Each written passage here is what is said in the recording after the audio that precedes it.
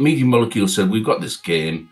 We think you'd really be great for it. And but we've got a little sack character that's going to walk about, and there's going to be a voice of it. I hadn't done any games before. I'd just done TV. I was Ant and Dex writing for 7 years, and I'd done stuff, radio and stage, quite a lot of kids' telly. I had my own show called Stupid on CBBC with Devilfinger and things like that. So they knew that I had that kind of wit that they were looking for. Because when I write comedy for kids, it's always for a family. I'll put something in for like the adults to laugh at. Nothing rude, but just a little bit more knowing. So it's different layers to the writing. And they said explain these quite intricate tutorials, and we want a voice, but we don't. We've got a slight idea that we want the voice to be quite like the voice of the book in Hitchhiker's Guide to the Galaxy. And when I said that was my inspiration for being a writer, was the Hitchhiker's Guide to the Galaxy book, we sort of just clicked. They said, can he explain things? So give him a personality. And what is the point of this world? We don't know what the point of it is. Where is this, where they are? And what powers it? And I said, let me go away and think of it. And then I just started getting all these ideas, like let's call it the Imagosphere. And it's forever growing exponentially by all the positive thoughts and notions that come from human beings are really amazing characters and creatures if they only knew how amazing their minds were. So every positive and great notion or massive idea rises up to the Imagosphere, that we're all connected to it via cerebrum umbilical cord. Don't know where that came from. And it builds to this world, and it's just a pure world of absolute ideas and warmth and positivity, and all the characters up there are sack boys and girls, but your avatar was Sackboy. So yeah, they loved that. So we started on it, and then they had to take me through a lot of the tutorials just so I knew what it was. There was all different little bits and pieces that you can put together, make different machines, and I just adored doing it. I've got to say that, however long ago it was, 12, 13 years ago, I've never written a game where I've been so alive and loving it as much as writing the very first LittleBigPlanet and the ones afterwards, even, the karting ones and things. But it was the joy of writing for Stephen that was great, and he was so kind about my writing, because I was nervous, even though I'd done a lot of telly and written for a lot of famous people through Ant and Dec. Stephen's like a hero. So and then it was creating different characters for the game, because you could dress up your sack character, and I just always tried to put little things that mean something to me in it. For example, there was a character called Zomzom who you went to, if I remember correctly, you went to get your clothes. You owned a boutique. And I'm a massive Gary Newman fan, and I've been listening to a song called Down in the Park, and there was a line in it, come to Zomzom's, a place to eat. And I thought, well, I'm having that.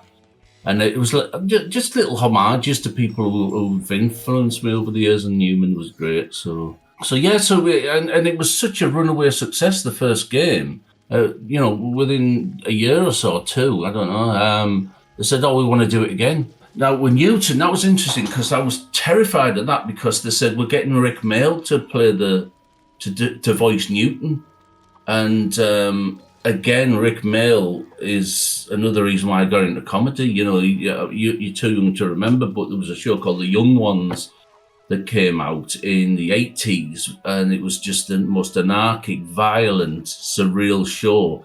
And we 16-year-olds at the time in the early 80s just absolutely went berserk for it. And Rick Mail obviously became a legend. And then one day I got a call saying, "Oh, unfortunately, Rick Mail's just died. Can you rewrite the lines? Because they were totally Rick, with all his noises and things. I even wrote his noises in that, so yeah, it's Newton. So can you tweak the character Newton to fit with Hugh Laurie? And obviously, there was Frying Laurie, so I love Hugh Laurie as well. But yeah, I spent a bit of time redoing that. But that was another great honour, writing for Hugh Laurie. I kind of got to write for a lot of my heroes, and Frying Laurie, can't get much better than that, I don't think. My daughters are all grown up now, because one of her friends was mad on it when she was younger, and she said, "Your dad wrote that." And it was weird because I sometimes forget how old I am, and it was coming up to my birthday recently, and she forgot how old I was, so she said, "I'll go up my dad's Wikipedia page," because the typical kids, they don't say, "Oh, my dad's a writer," because, they don't want, it's just nothing to them. And her friends were saying, "Oh, your dad's got a Wikipedia page." "Oh yeah, he wrote Little Big Planet." And like, oh my God. I've got some books out called the Arthur King books, and it's about a schoolboy who thinks he's the reincarnation of King Arthur, set in modern times. But I really wanted to get the dialogue right in that, so I'll write it out as a script. So there's no describing where they are or anything like that. I have to get the dialogue right, and then I can just write the chapters based around the script. So that's one way of doing it. But other times I'll just sit down and think, right, in this one, they go here, they go there, they get that, and they've got to get back there. So I'll just write it. And your first draft's always going to be your worst draft. And if anybody out there is thinking of becoming a writer, I guarantee the first thing you write, you're going to hate, and you won't have confidence in it.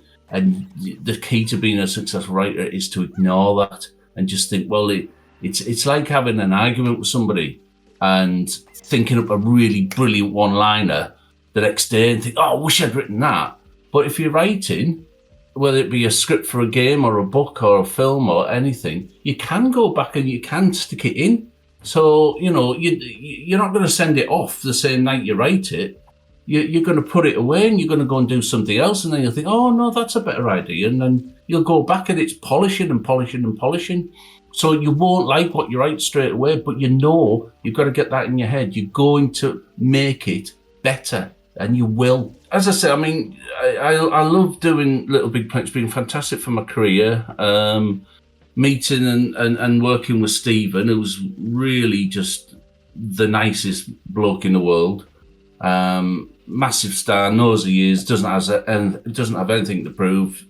Time for everybody in the room. There's still a lot of love for Little Big Planet, isn't there? And I don't know how successful Sackboy's Big Adventure was, the last one, but it was a sort of, I don't know, like kind of a reboot of it, and it was good. It was Sackboy, it was Little Big Planet, and there was all that kind of stuff in. But you need Stephen Fry for Little Big Planet.